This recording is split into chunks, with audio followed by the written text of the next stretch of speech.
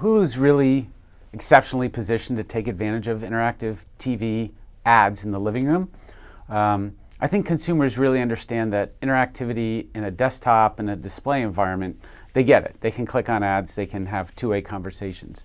We're trying to make sure that the audience knows that you can have the same kind of interactivity when they're watching TV.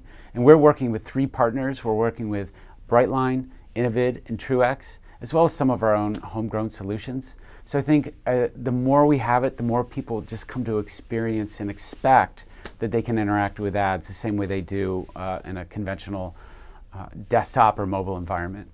So what does that look like, and what are the flavors, and also how does that bear into ad load? I know Truex is very keen on having units that sort of, that interactive can somehow mean lower ads, but tell us about the experience. Yeah, the experience is really one where you can take a conventional piece of film, a 15 or 30 second spot, and do some overlays on top of it to cue the audience that they can stop what they're doing and interact with the advertisement.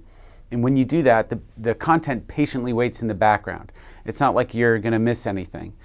So that's great. When it comes to the Truex model, that is one where the audience is agreeing to engage in an ad in exchange for a lighter ad load during the experience. So there's a lot of different ways that interactivity can benefit the marketer as well as the viewer, of course. Peter, could you explain use case, like how doing interactive on an OTT device, like how that works for people? I mean, because there's a lot of different devices and interfaces, but tell us a little bit about how that's developing. Well, at its most simple form, you're using your up, down, left, right, OK, arrows and button just to navigate around the experience.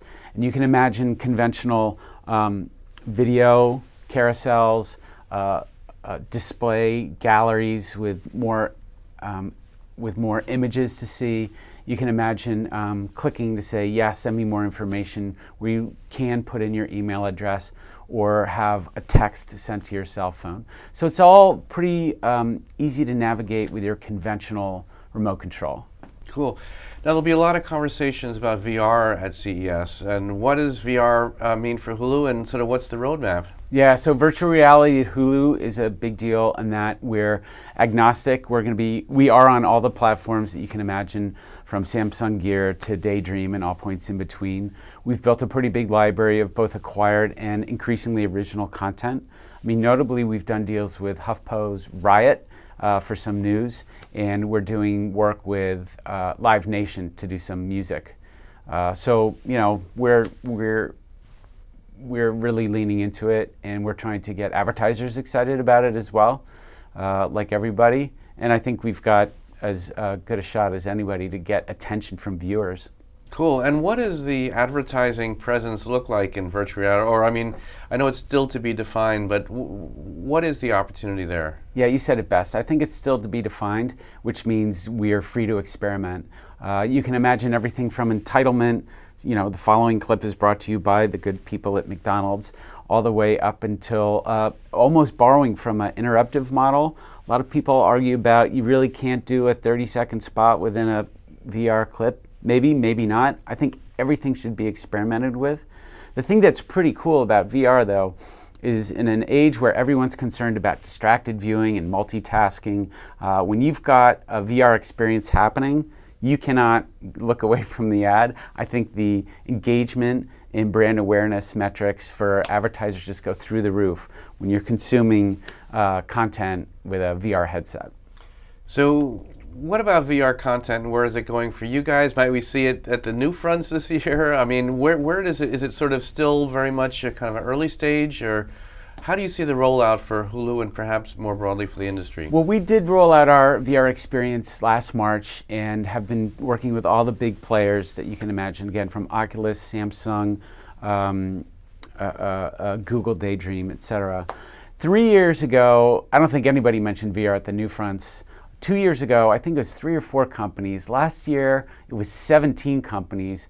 It'd be hard to imagine there'd be a new front or upfront presentation without people talking about this great new experiment in media. And so for us, we're going to be there. We're going to continue to invest in it. It's obviously an innovation play until it becomes a reach play. Cool.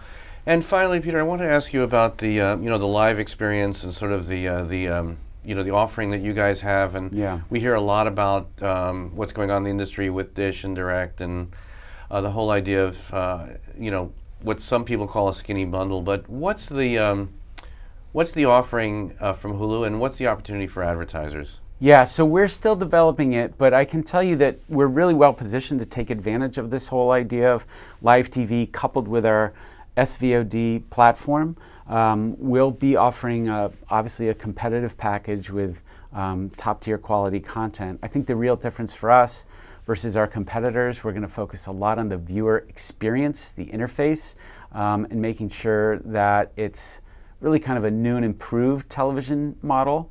And again, I think we're really well positioned because we have such a big base of subscribers to our SVOD service. When we introduce this live service as well, I think we'll be very competitive in the space. And at CES, we'll be ready to share a little bit more than we are today.